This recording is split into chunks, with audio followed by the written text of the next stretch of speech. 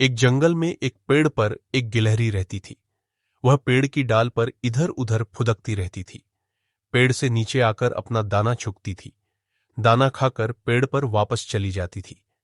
एक दिन गिलहरी ने सोचा, यहां जंगल का खाना खाते खाते बहुत दिन हो गए, क्यों न शहर जाया जाए। गिलहरी शहर जाने के लिए एक सड़क के किनारे पेड़ पर बैठ जाती है। थोड़ी देर में वहां से एक ट्रक गुजरता है। गिलहरी उस पर कूद जाती है। ट्रक के अंदर सब्जियां भरी हुई थीं, जो गांव से शहर जा रही थी। गिलहरी ट्रक के अंदर मजे से सब्जियां खाती हुई शहर में पहुंच जाती है। जब ट्रक रुकता है तो वह उतरकर पास ही में एक दुकान में घुस जाती है। दुकान में अनाज रखा था। गिलहरी वह अनाज खाने लगती है।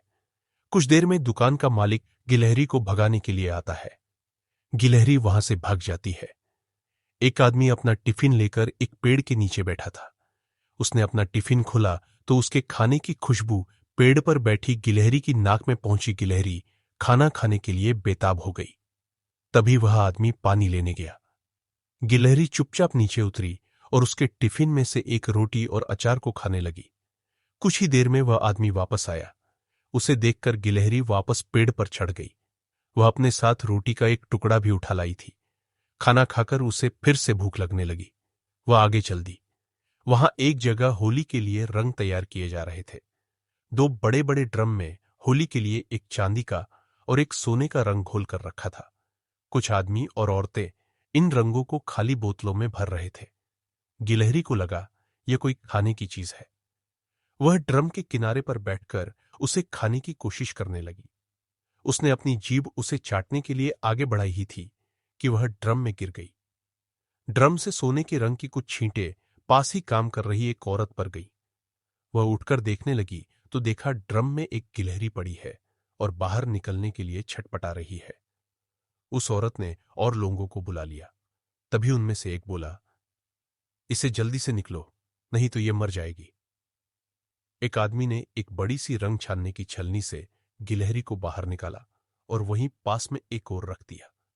गिलहरी वहीं बैठी रही। वह धीरे धीरे हाथ पैर चला रही थी, लेकिन वह उठ नहीं पा रही थी। उसे छोड़कर सभी अपने अपने काम में लग गए। गिलहरी बहुत डर गई थी। कुछ देर बाद उसका रंग सूखने लगा जहां वह लेटी हुई थी। कुछ देर में वहां तक धूप आने लगी। धूप के कारण उसका रंग जल्दी से सूख गया। गिलहरी उठी और धीरे धीरे चलकर आगे चल दी। वह आगे जा रही थी। तभी उसने अपने आप को देखा तो उसका पूरा बदन सोने के रंग में रंग चुका था। गिलहरी बहुत खुश हुई। वह फिर से सड़क किनारे एक पेड़ पर बैठ गई। कुछ देर में एक बस उधर से गुजरी और गिलहरी कूदकर उस बस की छत पर बैठ गई। शाम तक वह बैठी रही। शाम को बस जंगल के रास्ते से गुजरी, लेकिन तेज स्पीड बस से गिलहरी उतर न सकी। रात के समय बस एक ढाबे के पास रुकी। तब गिलहरी उतरकर जंगल में पहुंच गई। वह एक पेड़ पर चढ़कर आराम करने लगी। सुबह की पहली किरण के साथ उसकी आंख खुली।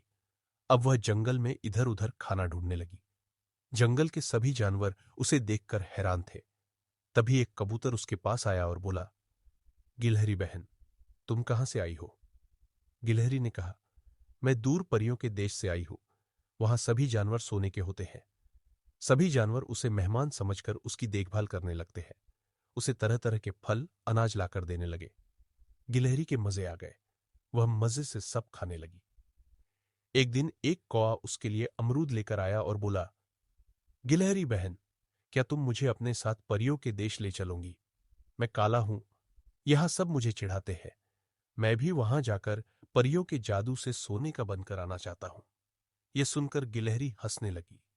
ठीक है, मैं अपने साथ ले जाऊंगी, लेकिन तब तक तुम मेरी सेवा करते रहो। बेचारा कौवा उसकी बातों में आ गया और उसके तरह तरह के अनाज, दालें, फल लाने लगा। एक दिन गिलहरी हरी हरी घास पर कूद कूद कर खेल रही थी। तभी आसमान में काले काले बादल छा गए और तेज बारिश होने लगी। गिलहरी ने इधर उधर देखा, लेकिन वहां कोई भी पेड़ नहीं था।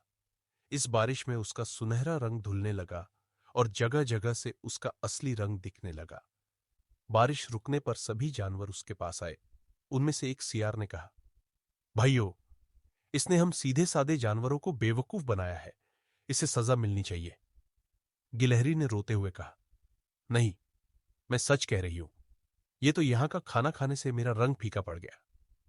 सभी जानवर उसका विश्वास नहीं कर रहे थे।